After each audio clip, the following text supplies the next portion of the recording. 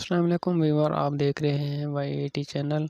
یہ ویڈیو ان بھائیوں کے لیے ہے جو کہتے ہیں کہ بجلی کے وولٹیج کم یا زیادہ ہونے کی وجہ سے ان کے فریج کو جھٹکا لگ گیا ہے، تو وہ فریج چلتے ہی نہیں ہے، خراب ہو گیا ہے۔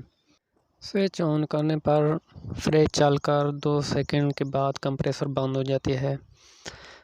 اگر آپ آف کرنے کے بعد دوبارہ سوئچ آن کرتے ہیں تو سیم ویسے ہی 2 سیکنڈ کے بعد کمپریسر بند ہو جاتی ہے۔ بھائی اگر آپ کے فریج کی یہی کنڈیشن ہے تو اس صورت میں آپ کے فریج کمپریسر میں سٹارٹنگ اور رننگ کوئل ڈیمیج ہو کے آپس میں شارٹ ہو گئے ہیں۔ یہ میرا ذاتی ایکسپیرینس ہے۔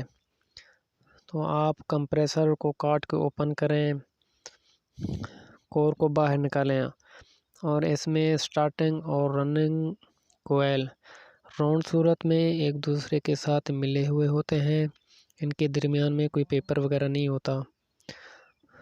تو کسی نرم وزنی چیز سے آپ سٹارٹنگ کوئل کو اندر کی طرف کر دیں تو گیپ ہونے پر آپ دیکھیں گے کہ سٹارٹنگ اور رننگ کوئل آپس میں ٹچ ہوئے ہوں گے۔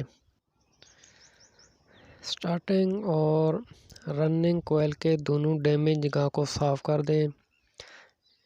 ان دونوں کوئلوں کے بیچ میں پیپر رکھ دیں اور صحیح طرح سے وارنش کر دیں تو کمپریسر آپ کو سیٹ ہو جائے گا اور اس کو آپ دوبارہ ویلڈ کر کے چلا سکتے ہیں۔